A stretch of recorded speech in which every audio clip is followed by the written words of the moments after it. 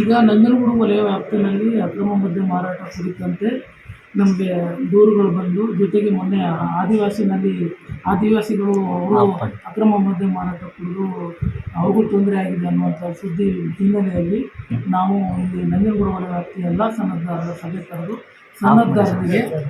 ಸನ್ನದ್ಧರಿಗೆ ಯಾವುದೇ ರೀತಿಯ ಸನ್ನದು ಷರತ್ತು ಉಲ್ಲಂಘನೆ ಆಗದ ರೀತಿಯಲ್ಲಿ ಸನ್ನದಿನ ವಹಿವಾಟನ್ನು ನಡೆಸಬೇಕು ಅಂತ ಅವರಿಗೆಲ್ಲ ಸಭೆ ಕರೆದು ನಾವು ಮಾಹಿತಿಯನ್ನು ಕೊಟ್ಟಿದ್ದೀವಿ.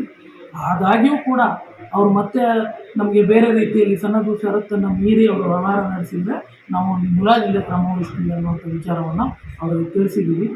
ಆ ನಿಟ್ಟಿನಲ್ಲಿ ನಮ್ಮ ಎಲ್ಲ ಅಬಕಾರಿ ನಿರೀಕ್ಷಕರಾಗಿರ್ಬೋದು, ಅಬಕಾರಿ ಉಪವೀಕ್ಷಕರು ಮತ್ತು ನಮ್ಮ ಸಿಬ್ಬಂದಿಗಳೆಲ್ಲ ತಂಡಗಳನ್ನಾಗಿ ಮಾಡಿ ಅವರೆಲ್ಲರೂ ಕೂಡ ಎಲ್ಲ ಕಡೆ ಎಲ್ಲೆಲ್ಲಿ ಅಕ್ರಮ ಮದ್ಯ ಮಾರಾಟ ಕಂಡು ಬರ್ತಾ ಇದೆ ಎಲ್ಲ ಕಡೆ ರೇಡ್ ಮಾಡಿ ಎಲ್ಲರೂ ಕೂಡ ಮಾಹಿತಿಯನ್ನು ನಮಗೆ ವಿತಿನ್ 1 ವೀಕಲ್ಲಿ ರಿಪೋರ್ಟ್ ಕೇಳಿದ್ವಿ. ಜೊತೆಗೆ ಪ್ರತಿ ವಾರದ ಕವಾಯತು ಮಾಡ್ತೀವಿ ನಾವು. ವಾರದ ಕವಾಯತು ಮಾಡುವಂಥ ಸಂದರ್ಭದಲ್ಲಿ ಎಲ್ಲ ರೈಲಿನವರು ಒಟ್ಟಿಗೆ ಸೇರ್ತಾರೆ. ಆ ಸಂದರ್ಭದಲ್ಲಿ ಎಲ್ಲರೂ ಸೇರಿ ಎಲ್ಲಿ ದೂರುಗಳು ಹೆಚ್ಚಿದ್ದಾವೆ ಅಂಥ ಕಡೆ ಸಾಮೂಹಿಕವಾಗಿ ದಾಳಿ ನಡೆಸಿ ಕ್ರಮ ವಹಿಸಲಿಕ್ಕೆ ಈಗಾಗಲೇ ನಾನು ಎಲ್ರಿಗೂ ನಿರ್ದೇಶನವನ್ನು ಕೊಟ್ಟಿದ್ದೀನಿ. ಅದರಂತೆ ಕೂಡ ಕ್ರಮ ನಡೀತಾ ಇದೆ.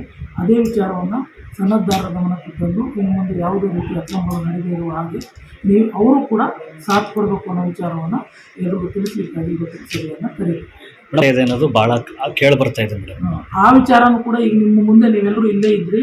ಆ ವಿಚಾರನೂ ಕೂಡ ಈಗ ನಮ್ಮ ಸನ್ನದ್ಧರ ಗಮನಕ್ಕೂ ತಂದಿದ್ದೀನಿ.